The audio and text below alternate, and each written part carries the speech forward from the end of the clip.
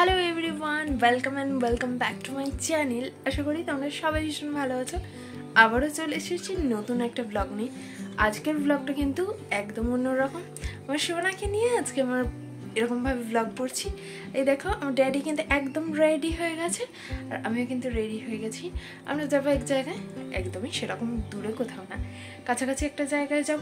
তোমরা ভিডিওটা দেখতে থাকো, আশা করি তোমাদের ভিডিওটা দেখতে ভালো লাগবে। এরকম ব্লগ আমি অনেক দিন পর বানাচ্ছি, আশা করব তোমাদের আমার ব্লগটা দেখতে ভালো লাগবে। যখন আমি আগে ব্লগ বানাতাম তখন কিন্তু এরকমভাবে অনেক দিন আগে ব্লগ বানিয়েছি, মানে প্রায় 1 বছর আগে। এখন আবার আমি এরকমভাবে ব্লগ বানাচ্ছি, তো আমার তো ভীষণ ভালো লাগছে। আজকে আমাদের একটু বাইরে যাওয়ার আছে, সেখানে ব্লগ কি করি না করি তোমাদের দেখাও। চলো আজকে ভিডিওটা স্টার্ট করা যাক।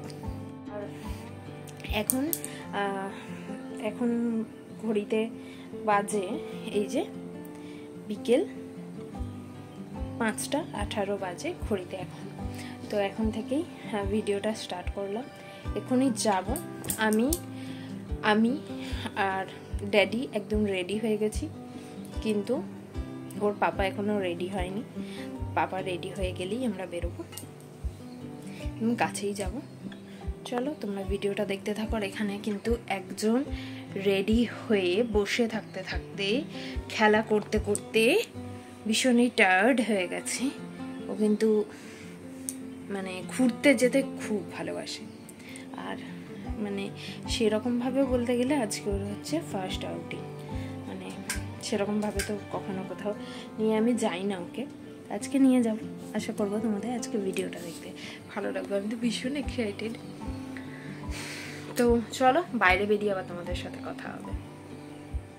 তোমাদের সাথে কথা বলতে বলতে আমরা চলে এসেছি কিন্তু আমাদের গন্তব্যে। আর চলে এসেছি আমাদের আমতার খড়িয়ক আশ্রমে। জায়গাটা ভীষণই সুন্দর, নতুনভাবে বানানো হয়েছে, তো সবাই এসেছে। আমার এখনো পর্যন্ত আসা হয়েছিল না, তাই ভাবলাম যে আজকে আসি। চলো তোমাদের সাথে শেয়ার করি।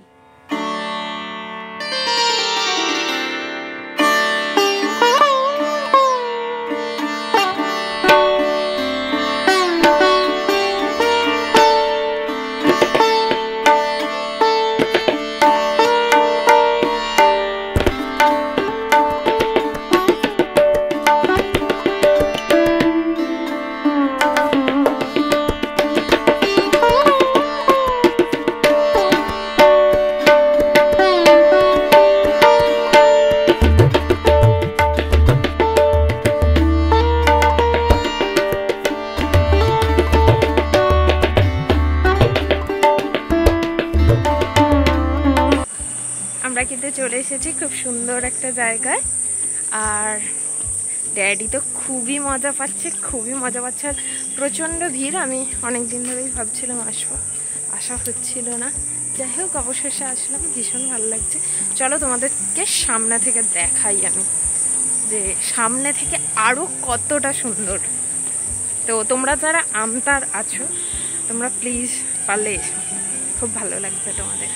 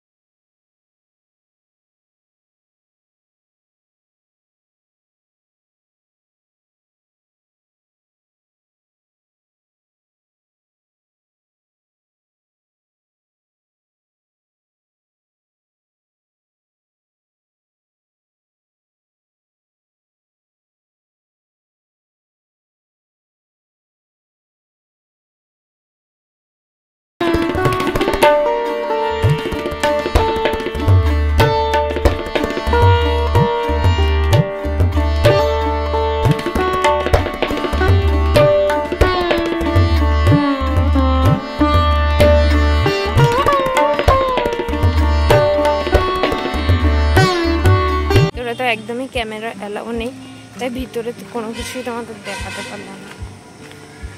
কিন্তু ভিতরটা ভীষণই সুন্দর, মনটা পুরো আলাদাই একটা শান্তি। আর এই যে আমার ড্যাডি,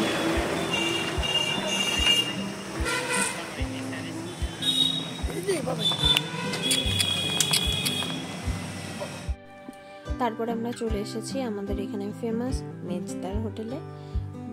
বিকেলে বাইরে বেরিয়েছি, আর কিছু খাবো না তা কি করে হয়, এমনিতেই তো খিদে লেগে গেছে, তার উপর আজকে ছিল আমাদের বাড়িতে নিরামিষ, তাই বাইরে বেরিয়ে কিছু তো খেতেই হবে।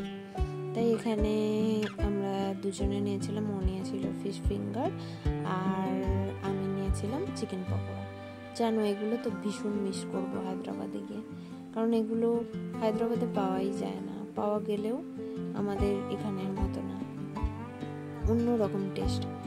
তাই এখানে থাকলে এগুলো খেতে খুবই মন চায়, কারণ জানি বাইরে গেলে তো আমি আর এইগুলো পাবো না, ইচ্ছা করলেও পাবো না, নয় আমাকে বাড়িতে বানিয়ে খেতে হবে, আর নয়তো আবার সে কবে বাড়ি আসবো তখন।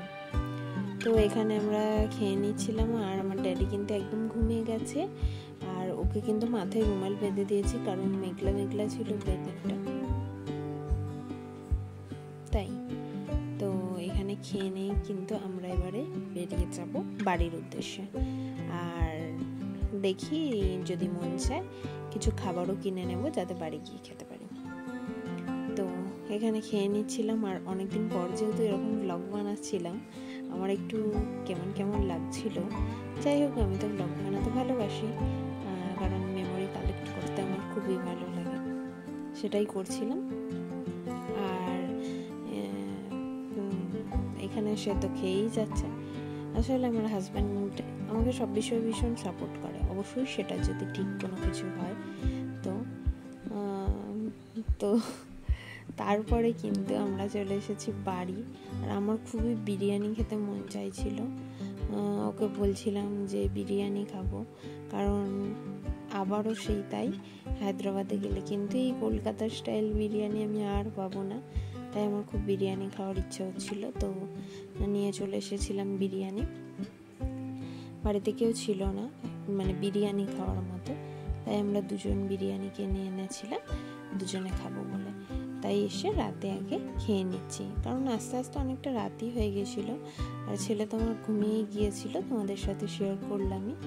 তো এখানে আমরা খেয়ে নেব, আর তারপরে দেখি কি করি না করি তোমাদের সাথে শেয়ার করব। আর বিরিয়ানিটা কিন্তু সত্যি ভীষণ ভালো ছিল।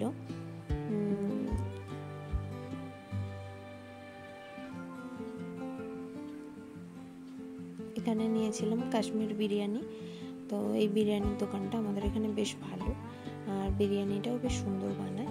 তো চলো খেয়ে নিই, খাওয়ার পরে তোমাদের সাথে আবার কথা হবে। এই যে আমাদের কিন্তু রাতের ডিনার হয়ে গেছে, খাওয়া দাওয়া হয়ে গেছে, সমস্ত কিছু করে ফ্রেশ হয়ে চলে এসেছি। আর এই যে তোমাদের সাথে শেয়ার করব একটা পার্সেল, দুপুরেই এসেছিল পার্সেলটা, ভাবলাম তোমাদের সাথে শেয়ার করি। এটা হচ্ছে একটা বটল, ফিডিং বটল। তো এটা হচ্ছে ফিলিপস অ্যাভেন্টের একটা বটল। এই যে এরকম খুব কিউট দেখতে হয়, এটা আছে 125 ml এর। তো এই বটলটা আমি কিনেছি, অর্ডার দিয়েছিলাম, আজই এসেছে।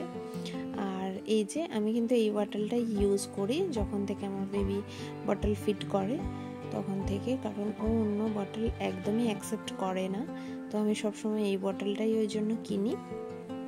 এই যে এর প্রাইস হচ্ছে 499। তো এটাই আমি কিনেছিলাম, তোমাদের সাথে শেয়ার করলাম, ভীষণই ভালো। তোমরা যারা বেবি ব্রেস্ট ফিড করতো তারা ইউজ করতে পারো। চলো আজকের ভিডিওটা এখানেই শেষ করছি, দেখা হবে পরের ভিডিওতে। Bye bye.